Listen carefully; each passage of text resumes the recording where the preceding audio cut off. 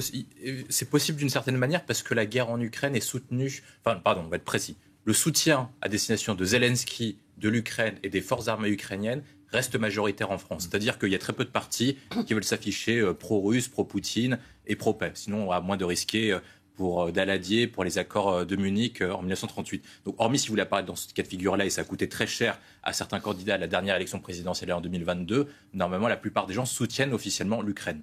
En tout cas sur le papier. Ensuite, après, les positions sont beaucoup plus nuancées lorsqu'on va sur les extrêmes de chacun des partis politiques. La question pour Emmanuel Macron est plutôt double, en fait. C'est qu'en fait, il est reçu par Donald Trump. À minima, Donald Trump le considère parce que la France est la première puissance diplomatique et militaire d'Europe. Et ensuite, après, la difficulté qu'il a, c'est que par contre, si on est la première puissance, en fait, politiquement, on est faible. C'est-à-dire qu'il n'a pas d'outils pour pouvoir intervenir diplomatiquement et pour mobiliser à la fois les Européens et son opinion publique pour aller soutenir l'Ukraine. C'est pour paraître plus fort. Il a besoin d'être plus fort. Pourquoi ? Parce qu'en fait, c'est ce que disait Bismarck, la diplomatie sans les armes, c'est un peu la musique sans les instruments. C'est-à-dire qu'Emmanuel Macron veut essayer d'intervenir dans la diplomatie, mais il n'a pas d'atout pour intervenir diplomatiquement. Donald Trump le reçoit parce qu'il a de considération pour lui. Mais en fait, qu'est-ce qu'il va proposer à Donald Trump pour pouvoir faire intervenir la France et l'Union européenne dans le processus de paix ? Notre armée est plutôt faible. Ou sinon, quand on envoie des armées, c'est plutôt des armes qui sont usagées ou des anciens modèles et de manière pas très conventionnelle. L'autre point, c'est qu'économiquement, on n'envoie pas exactement de l'aide à l'Ukraine, mais on envoie des promesses de dons et des promesses de prêts. Il faudra quand même se rappeler que Zelensky, à plusieurs reprises, a demandé d'activer effectivement les différents plans d'aide et qu'on n'avait pas été en capacité de le faire et qu'il a dû se tourner vers les États-Unis et que Biden avait dû activer un dernier plan d'aide avant de passer la main à Donald Trump. Donc en fait, on n'a pas d'outils pour pouvoir intervenir. Et c'est ça actuellement qui nous coûte cher, alors que Poutine et Trump négocient face à face éventuellement dans les prochaines semaines. Comment faire pour que la France et l'Union européenne retrouvent une voie ? Et ce qu'essaye de faire Emmanuel Macron, c'est essayer de retrouver une voie. Si on augmente notre budget militaire, la France pourra intervenir directement. Et ensuite, après, il y a un autre point sur pourquoi est-ce que vous faites intervenir les partis. C'est qu'il y a quand même un article, c'est l'article 35 de la Constitution, qui prévoit que si la France doit envoyer des troupes en Ukraine, que ce soit en cas de guerre ou en cas de soutien, il faut quand même avertir le Parlement au moins 3 jours après l'envoi des troupes. Et donc, c'est pour ça qu'il a quand même besoin de l'accord des partis, parce que c'est pas sûr du tout. Oui, mais c'est pas sûr. C'est pas sûr. C'est pas là. Mais s'il veut commencer à le faire maintenant, voilà, il faut qu'il commence à tester le terrain. Il faut qu'il voit à peu près quelle va être la réaction, parce qu'on se doute quand même que c'est pas totalement sûr que ni la France insoumise ni le Rassemblement national seront pour l'envoi de troupes françaises en Ukraine. Ni même les Républicains. Oui, l'envoi de troupes, justement.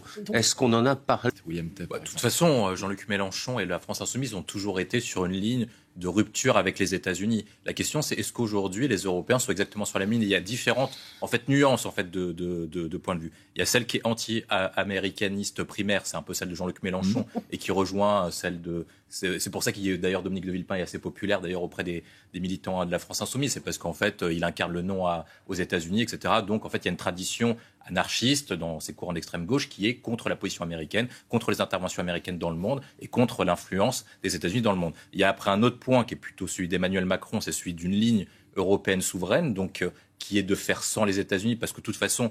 Mais avec quand même. Mais en fait, pourquoi est-ce qu'il fait ça ? C'est ce que lui reprochent certains.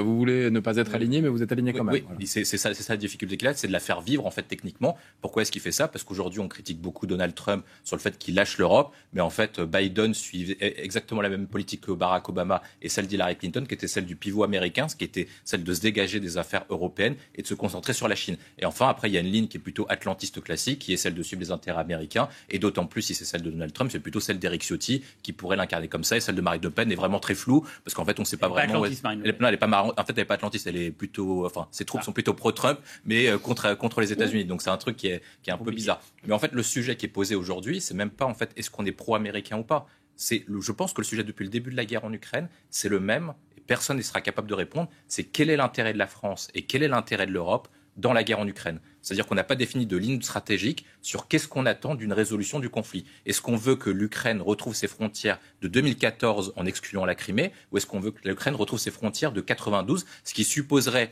une augmentation des moyens militaires, ce qui supposerait un passage à l'économie de guerre, et ce qui supposerait éventuellement un envoi de troupes pour aller expulser les Russes des frontières ukrainiennes. Mais ça, comme on ne veut pas se poser la question, en fait, on sera en incapacité de résoudre cet objectif. Et Donald Trump, en fait, lève cette ambiguïté en disant si les Européens veulent reprendre ces frontières, ils ont qu'envoyer leurs troupes. Catherine Tricot ? J'ai souri quand... Quand on va parler avec Donald Trump, c'est un rapport de force, c'est pas une négociation classique. Et alors, il ne comprend que ça, Donald Trump. Il le dit depuis le début. Donc si Emmanuel Macron dévoile à la télévision toutes ses cartes et tout ce qu'il a prévu de lui dire, eh ben, il n'a plus aucune carte. Mais non, mais moi je suis pas en train de dire qu'est-ce qu'il va être prévu de lui dire sur... Trump, c'est un narcissique. Ça veut dire que si Emmanuel Macron dévoile toutes ses cartes sur la table et qu'il le prend mal, soit il déplacera le rendez-vous, soit il annulera le rendez-vous. Donc à ce moment-là, on perdra tout levier de négociation. Et à l'heure actuelle, on a encore des armes pour lesquelles négocier parce qu'il y a encore des incertitudes sur la position de Donald Trump. Donald Trump s'est fait élire sur Make America Great Again. C'est le slogan de Ronald Reagan en 1980. Est-ce qu'on imagine véritablement que Donald Trump cède l'Ukraine et apparaisse comme un président faible à l'égard de son opinion publique en cédant tout à Vladimir Poutine? Je ne suis pas totalement certain. Et là, c'est là où Emmanuel Macron doit essayer de faire valoir un point de vue européen. C'est ce qu'il va essayer de lui faire valoir en disant que c'est son intérêt et son intérêt au regard de l'histoire que l'Ukraine en sort renforcée s'il veut davantage ressembler à Reagan qu'à Richard Nixon. Visiblement, Emmanuel Macron. Président de la République, il y en a une, c'est celle de préparer son histoire et de renouer avec les Français, de préparer plutôt sa fin de mandat qui est celle d'apparaître et donc de scénariser un peu les actes diplomatiques ou même les différents actes. Et on a vu que ça pouvait lui coûter très cher d'un point de vue diplomatique. Lorsqu'il a dévoilé ses échanges privés avec Vladimir Poutine en février 2022, ça lui a coûté très cher dans sa relation privilégiée avec Poutine, qui était un des seuls à lui parler directement avec Olaf Scholz, si je ne me trompe pas. Donc Emmanuel Macron, il fait deux objectifs contradictoires. Il a le choix. Soit il accomplit sa grande place dans l'histoire, et dans ce cas-là, il a un rôle à jouer parce que Donald Trump ne traitera que 2 personnes, peut-être 3 en Europe.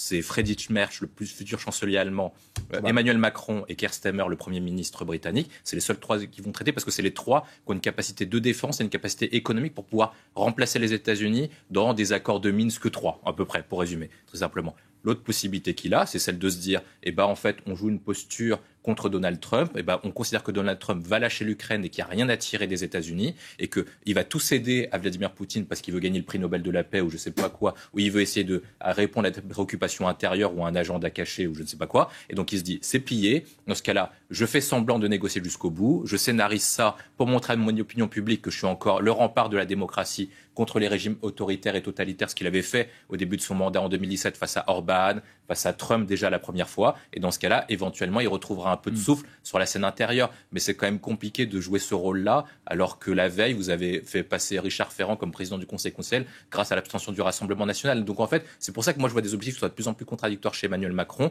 Je pense qu'il serait plus simple pour lui d'adopter plutôt une ligne claire que tout le monde puisse comprendre, plutôt que de faire des zigzags, des revirements permanents. Mais là, sur Instagram, pardon, mais est-ce que normal que ça interroge la présence du Rassemblement national, William Tay? Ah oui, bien sûr. Moi, j'étais surpris qu'ils aillent à la cérémonie d'investiture de Donald Trump.